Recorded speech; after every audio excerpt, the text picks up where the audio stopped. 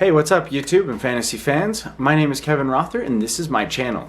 In today's video, I'm going to be talking about the book A Darker Shade of Magic by V.E. Schwab. The catch is, though, I've only read one chapter, so I'm going to explain what the book's about based on what I know so far, and I'm also going to give my predictions for what I think is going to happen in the rest of the book. So I guess you could say there's a spoiler warning for this video.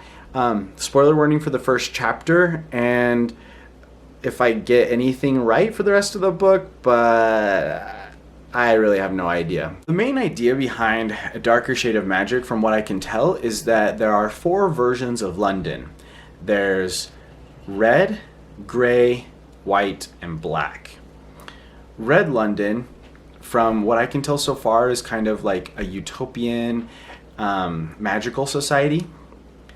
White London seems like it also is magical, but a lot like more maybe like tyrannical.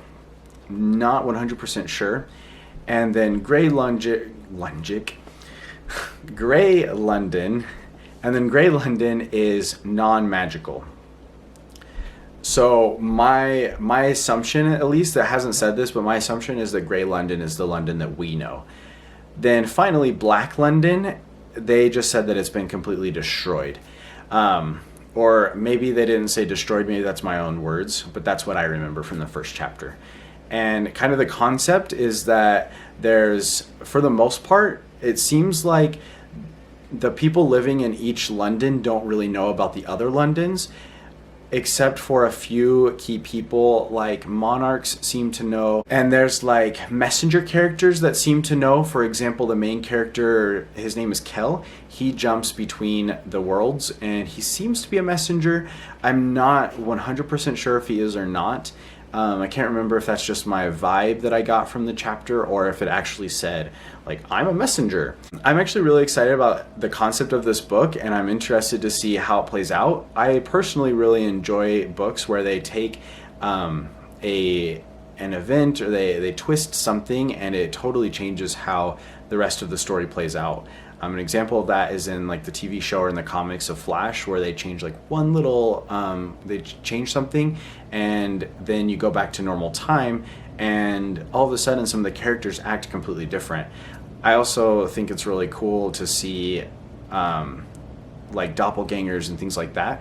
And I'm not sure if this story has doppelgangers or not, so it'll be interesting to see what V.E. Schwab does with this concept, and I'm really excited to see how it all plays out. I have 3 different predictions, and the first one is that it says in the story they talk about Black London and they give kind of this idea that it's been destroyed.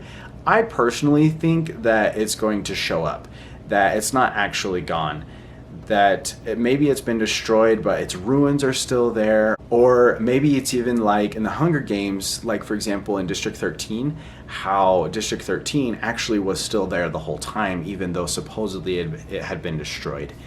I think it could be one of those 2 kind of concepts, and I'm not 100% sure, but I guess that's my first prediction, is that Black London is still around. My second prediction revolves around an event that happens in the first chapter. In the first chapter, Kel, the main character, gives a coin from Red London to the King of Grey London. And the King of Grey London, this seems like a normal kind of an exchange that always happens between the 2 of them. That Kel will leave a coin every time he comes and take the coin that he left the time before. And the Grey King loves it because it smells like magic. And but Kel kind of acts like it's not something that he's supposed to do, but he's done it anyway forever. And I think that there's a couple possibilities that might happen with this, but I think that it's going to come back to bite Kel in the butt. There seems to be some amount of secrecy between the 4 Londons, and I personally think that at some point this coin might break that secrecy and cause problems. Or maybe possibly that something bad happens when you leave items in the wrong dimension, and that maybe something bad will come of it in that way as well. My last prediction is that Red London is not as perfect as it seems. They make it sound like this utopian magic society and the coin smells so beautiful and it's got magic on it and it must be amazing. I personally wonder if Red London is actually as amazing as it seems, and I think that it's possible that we're going to find out that it's more of a dystopia and not a utopia. Those are my 3 predictions, and that's what I understand about the book so far. And when I get halfway through the book, I'll do another video and talk about how my ideas have changed and how I'm feeling about the book, and then give a final review once I finish the book. I hope you guys stick around, subscribe to the channel, and like the video if you enjoyed it, and I'll see you soon. Ciao!